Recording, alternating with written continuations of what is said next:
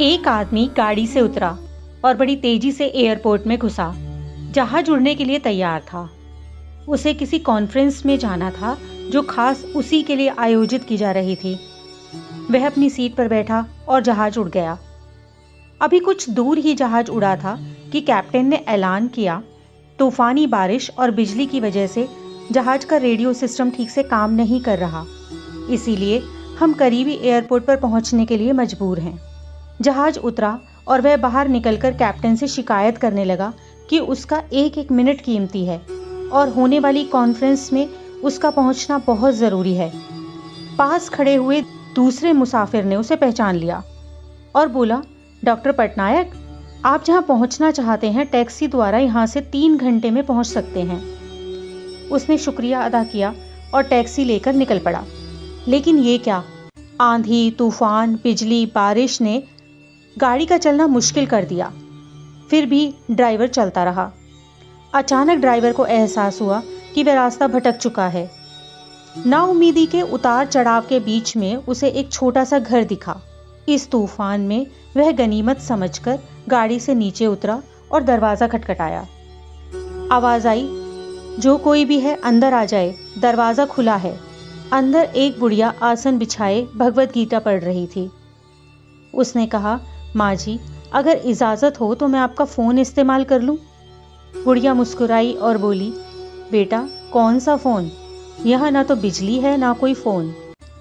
लेकिन तुम बैठो, सामने चरणामृत है, पी लो, थकान दूर हो जाएगी और खाने के लिए भी कुछ न कुछ फल मिल जाएगा, खा लो ताकि आगे सफ़र के लिए कुछ शक्ति आ जाए। डॉक्टर ने शुक्रिया अदा किया और चरणामृत पीने लगा।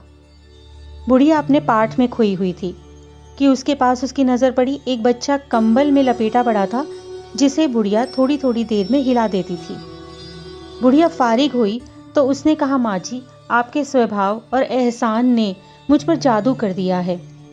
आप मेरे लिए भी दुआ कर दीजिए। यह मौसम साफ हो जाए, मुझे उम्मीद है आपकी दुआएं ज़रूर कबूल होती होंगी। बुढ़िया बोली, नहीं बेटा, ऐसी कोई बात नहीं। तुम मेरे अतिथि हो और अतिथि की सेवा ईश्वर का आदेश है। मैंने तुम्हारे लिए भी दुआ की है। परमात्मा का शुक्र है, उसने मेरी हर दुआ सुनी है। बस एक दुआ और उससे मांग रही हूँ, शायद जब वह चाहेगा उसे भी कबूल कर लेगा। कौन सी दुआ? डॉक्टर बोला।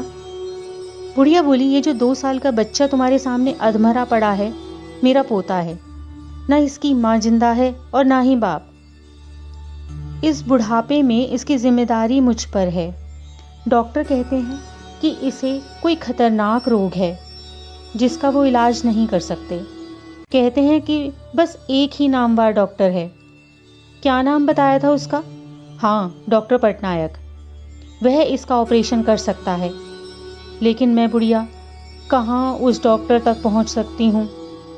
लेकर जाऊँ भी तो पता नहीं वह देखने पर राजी होंगे या नहीं। बस अब बंसी वाले से यही मांग रही थी कि वह मेरी मुश्किल आसान कर दे। डॉक्टर की आंखों से आंसुओं का सैलाब बह निकला। वह भर्राई हुई आवाज में बोला, माई, आपकी दुआ ने हवाई जहाज को नीचे उतार दिया, आसमान पर बिजलियां कौंधवा दी, मुझे रास्ता भुलवा दिया ताकि मैं यहाँ तक खिंचा चला आऊं। हे भगवान, मुझे यकीन ही नहीं हो रहा है कि ईश्वर एक दुआ कबूल करके अपने भक्तों के लिए इस तरह भी मदद कर सकता है। इसी प्रकार की अन्य व्रत एवं पौराणिक कथा कहानियों के लिए हमारे चैनल को सब्सक्राइब और शेयर करें ताकि आप भी दूसरों तक इन्हें पहुंचाकर धर्म लाभ प्राप्त कर सकें।